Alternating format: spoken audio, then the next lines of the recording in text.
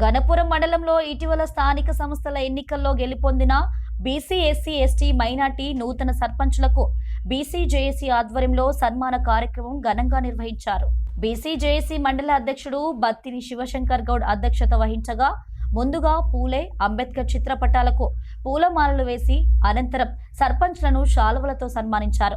రాష్ట్ర ప్రభుత్వం 42% బీసీల రిజర్వేషన్ కొరకు అసెంబ్లీలో తీర్మానం చేసి గవర్నర్కు పంపడం జరిగిందని, కేంద్ర ప్రభుత్వం 9వ షెడ్యూల్లో ఈ అంశాన్ని చేర్చి బీసీలకు 42% రిజర్వేషన్ను అందించాలని, దీని కొరకు క్షేత్రస్థాయిలో ఉన్నటువంటి బీసీ ఎస్సీ ఎస్టీ మైనార్టీ సర్పంచ్లు, ప్రజా ప్రతినిధులు, యువకులు అంతా మమేకమై రిజర్వేషన్ సాధించుకోవాలన్నారు.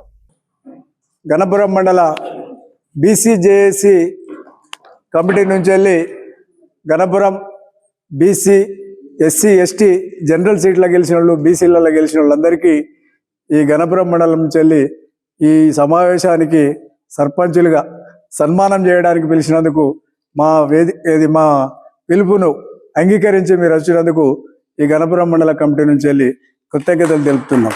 వారి ఆదేశం మేరకు ఇక్కడ మనం చేసుకుంటున్నాం. దీనికి ముఖ్య ఉద్దేశం ఏంటంటే మా నుంచి వెళ్ళి చెప్పేది, ఇప్పుడు గెలిచిన గతంలో అనుభవం ఉన్న సర్పంచులు కానీ, ఇప్పుడు కొత్తగా గెలిచిన సర్పంచులు కానీ ఒక తాటి పైన బీసీలు ఎస్సీ ఎస్టీలు అందరు కలిసి మంచిగా ముందుకు పోయి మంచి పేరు సంపాదించుకొని ఈ మండలాన్ని రానున్న రోజులలో పూర్తిగా మనమే కైవసం చేసుకొని అందరికీ ఆదర్శంగా నిలబడాలని మీ అందరికీ విజ్ఞప్తి చేస్తూ, ఇది వాస్తవం చెప్పాలంటే ఇది మీ ఒక్కరి గెలుపు కాదు, మీ గ్రామంలో ఉన్న ప్రజలందరి గెలుపుగా మీరు భావించాల్సిందిగా నేను విజ్ఞప్తి చేస్తున్నాం. ఎందుకంటే గ్రామంలో ఉన్న ప్రజలు మీ మీద పెట్టుకున్న నమ్మకానికి ఇది ఒక నిదర్శనం.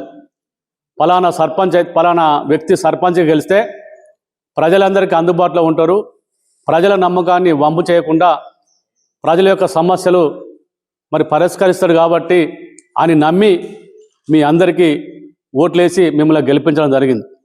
కాబట్టి మిత్రులారా, మీ అందరికీ నాకు ఒక చిన్న విన్నపం. ఎన్నికలు ముగిసిన తర్వాత రాజకీయాలు మనకు అవసరం లేదు. గ్రామంలో ఉన్న సమస్యలు పరిష్కరించాల్సిందిగా మీకు విజ్ఞప్తి చేస్తున్నాం.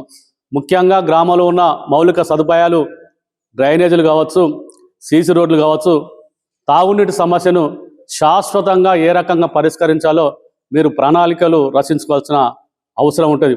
అంతేకాకుండా ఈరోజు గ్రామాల్లో ఉన్న బడులు కావచ్చు, గుడులు కావచ్చు, ఇంకేమన్నా వైద్యశాలలు ఉన్నా కూడా వాటి అభివృద్ధికి మీరు పూర్తి స్థాయిలో ప్రణాళికలు రచించి మీరు ముందుకు పోవాల్సిన అవసరం ఉంటుంది.